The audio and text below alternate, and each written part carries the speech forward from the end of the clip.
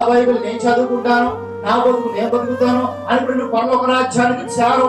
నువ్వు మొట్టమొదటిగా సంఘములోకి రావాలి. సంఘములోకి వస్తే మరలా సరిపోలేదు. సంఘములోకి వచ్చిన నీవు మనందరం కూడా ఆత్మ సంబంధమైన రాళ్ళుగా కట్టబడాలి. ఎలా కట్టబడాలి? ఆత్మ సంబంధమైన వారుగా కట్టబడాలి. ఇదిగో సిమెంటు అనే ఐక్యత మనలో ఉండాలి. అర్థమవుతుందండి? సిమెంటు అంటే ఏం కలుగున్నారు? ప్రేమ. ఏంటండి? ప్రేమ. ప్రేమ అనే సిమెంట్ ద్వారా ఒకరికొకరు కనుక కట్టబడకపోతే కనుక ఏం జరుగుతుందంటే సాతాను కూడా వస్తాడు సంఘంలో. మీకు విషయం తెలుసండి, సాతాను సంఘంలో కూడా వస్తాడు. మీరు గుర్తుపెట్టుకోవాలి. ఫస్ట్ ఇక్కడ ఎక్కడో ఉండే ఉంటాడు వాడు. నిజమండి, ఇక్కడ ఎక్కడో వాడు ఉండే ఉంటాడు. వాడు ప్రతి చోట వస్తాడు. వచ్చేం చేస్తాడు? ఇదిగో కట్టబడిన సంఘాలను చూస్తాడు. ఒకవేళ ఇక్కడ సంఘంలో మనం అందరం వస్తున్నాం, ఒకరంటే ఒకరికి పట్టలేదు, ఒకరంటే వారికి ఇష్టం ఉండట్లేదు, ఒకరు మనం ఏకీపించట్లేదు, ఒకరంటే ఒక సహోదర ఐక్యత కలిగిన వారుగా లేము. అప్పుడు వాడు వస్తాడు, రెండు చేతులు కాలుకి ఎట్టుకుని ఇటుక నుంచి వస్తాడు. ఇలా చూస్తాడు, ఈమె ఎవరు? లక్ష్మ, దేవుడు ఎవరు? మీరమ్మ, దేవుడు దానియేలా అని ఒక తంతాడు. అప్పుడు ఏమవుతుంది? అక్కడ ప్రేమ అనే కనుక సిమెంట్ లేకపోతే ఆ బాళ్ళు పడిపోతాయి. అటో రాడెళ్ళిపోతుంది, ఇటో రాడెళ్ళిపోతుంది. ఇంకా వాళ్ళకి ఉపకారం ఏమీ లేదు.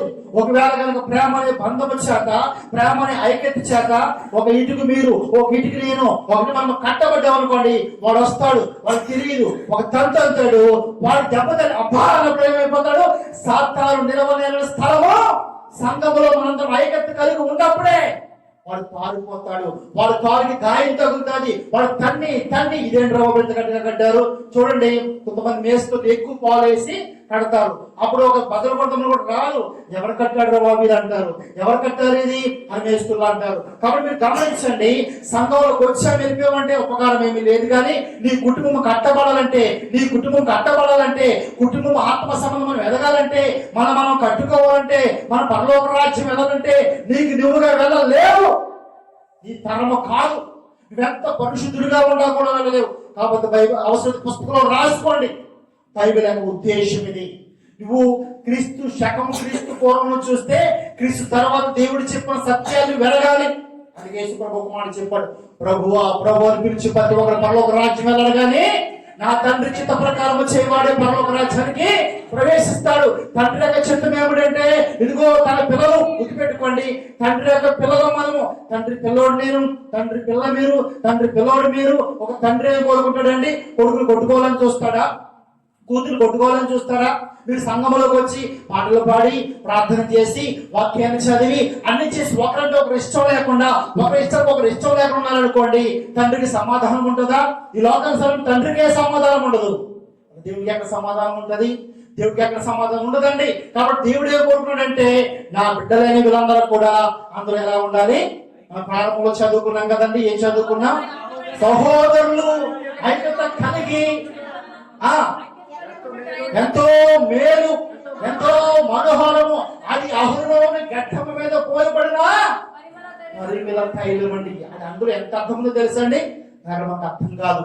ఒక పరిమళ తైలాన్ని బద్దలుగొట్టడం ఎంతో సువాసన, ఎంతో సంతోషం దాన్ని ఆ స్మెల్ వింటుంటే.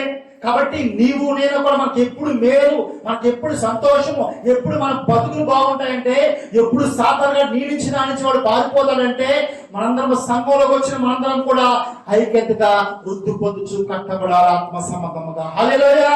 అప్పుడే నిన్ను వాడు ఏమి చేయలేడు. గుర్తుపెట్టుకోవడం పిల్లరా, ఏమి చేయలేడు. ఎప్పుడేమి చేస్తాడంటే, నువ్వు సంఘంలోకి వచ్చి ఒంటరివాడిగా ఒంటరిదాన్ని ఉంటే కనుక నీలో కక్షలు ఉంటే, నీలో కోపాలు ఉంటే, వ్యక్తులు నీకు నచ్చకపోతే, కొంతమంది అంటారండి, నాకు ఇదేంటో తెలియదండి గారు, ఒక్కసారి గొడవ వస్తే మనకు కలబుద్ధి అవదండి. ఇది పెద్ద సైన్సా? ఎవరికైనా అలా ఉంటుంది కదండి. నిజమే, ఒకప్పుడు మనము కూడా కోపం వస్తే కొట్టేవారము, కోపం వస్తే తిట్టేవారము. ఒకప్పుడు బ్రతుకది. కానీ ఇప్పుడు క్రీస్తు నందు ఒక నూతనమైన సృష్టి. వాక్యం చెప్తుంది, ఎవడైనా క్రీస్తు నందు వాడు నూతన సృష్టి. ఇప్పుడు నీవు కాదు, నువ్వు దేవుని బిడ్డవు. నువ్వు దేవుని స్వరూపంలోకి రావాలి. నీ గతంలాగా బతుకుతానంటే కుదరదు. ఎందుకంటే నిన్ను నుంచి సాధారణ వాడు ఒకడు ఉన్నాడు. వాడిని నాశనం చేయాలని గర్జించు సమూహంలో తిరుగుతున్నాడు. వాడిని ఎందుకు వచ్చినప్పుడు సంఘంలో వృద్ధి పొందకపోతే, ఒకరు ఐక్యత కలిగి కట్టబడకపోతే, మందిరంగా నివాసించబడకపోతే ఒక తండ్రి తంతాడు. రోగాలు, వ్యాధులు, సమాధానం లేకపోవటం, సంతోషం లేకపోవటం, చిన్న చిన్న కష్టాలు వస్తే దాన్ని ఓర్చుకోలేకపోవటం, సహించలేకపోవటం, ఆత్మహత్యలు, రకరకాల సమస్యలకు మనం బానిసమైపోతాం, గురైపోతాం. అందుకే యేసు ప్రభు చెప్పాడు, ఇదిగో ఎక్కడ 2 3 కూడి